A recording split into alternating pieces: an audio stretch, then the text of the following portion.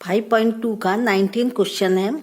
Subba Rao started work in 1995 at the annual salary of ₹500 and received an increment of ₹200 each year. In which year did his income reach ₹700? Hindi medium के बच्चों के लिए सुब्बा राव ने 1995 में 5,000 रुपये के मासिक वेतन पर कार्य आरंभ किया और प्रत्येक वर्ष 2,000 रुपये की वेतन वृद्धि प्राप्त की। किस वर्ष में उसका वेतन 7,000 रुपये होगा? इसमें हमें क्या कहा है कि इस क्वेश्चन में यह तो बता दिया गया है कि 5,000 रुपये के मासिक वेतन पर कार्य आरंभ किया, यानी उसने जो अपना कार्य का आरंभ किया है वह कितने में 1995 में अपना वर्क स्टार्ट किया। उस समय इसकी एनुअल सैलरी कितनी थी? 5,000। यानी कि यहां पर हम सबसे पहले यह लिख लेते हैं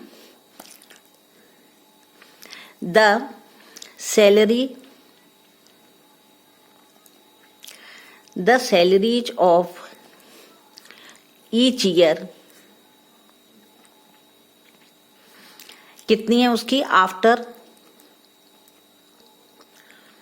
1995 आर, यानी कि 1995 के बाद उसकी सैलरी कितनी है। हिंदी मीडियम के बच्चों के लिए मैं और लिख देती हूँ, उसके बाद फिर आगे स्टार्ट करेंगे। 1995 के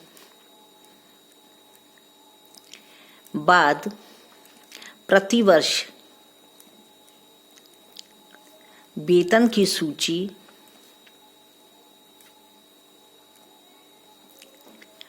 यानी कि जो एपी है वह होगी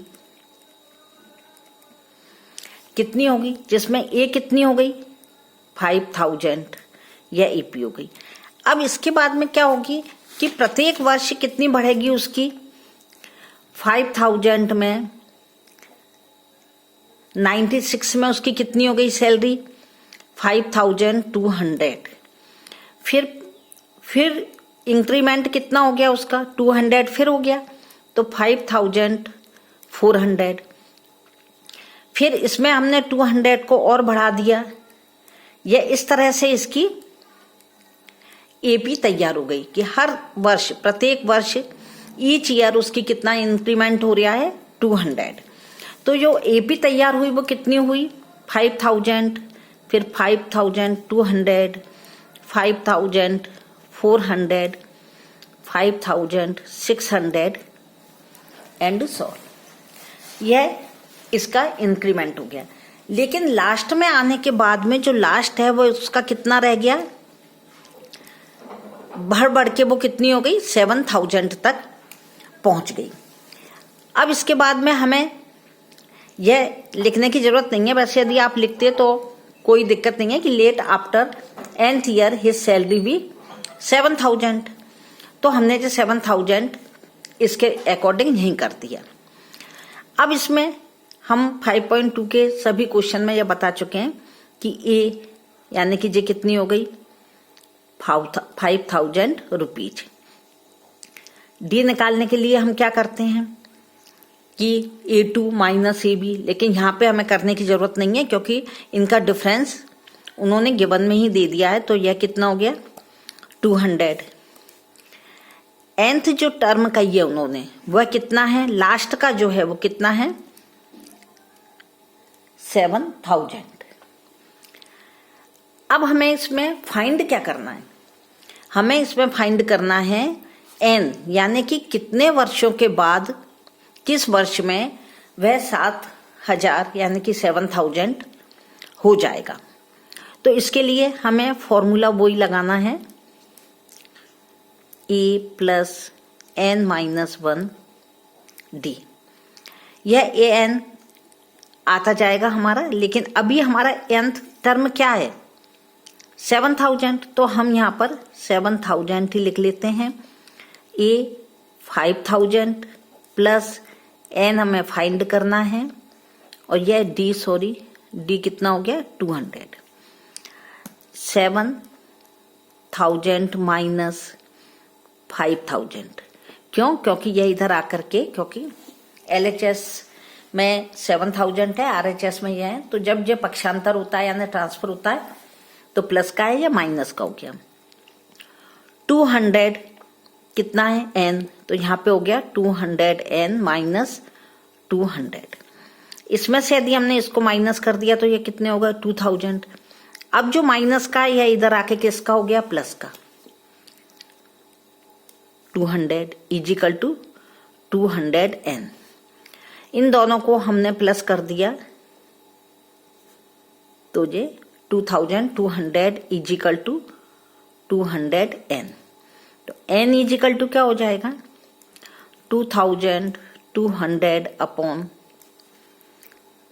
200। इन दो शून्य से, जीरो से हमने जीरो काट दी, 2 से जे काट दी 11, यानी कि n कितना आ गया हमारा जो पद था, कौन से पद यानी कौन से वर्ष में, यह क्या होगा 11वें वर्ष में। यहां पर कितना आ गया था 11। यह 11वें वर्ष में यानी कि 11वें वर्ष में 11th ईयर में यह उसकी जो इंक्रीमेंट हुआ था सैलरी में वह 11th ईयर में आकर के कितना हो जाएगा 700। इसका आंसर हम लिख देंगे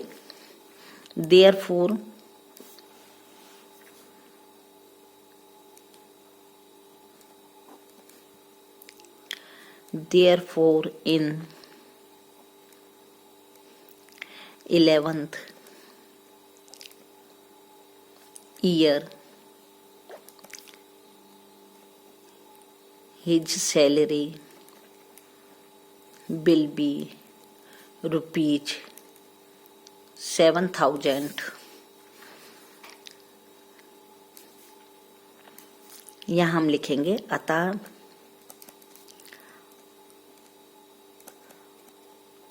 सुब्बा राव भी लिख सकते हैं या उसकी सैलरी भी लिख सकते हैं। यहाँ सुब्बा राव का वेतन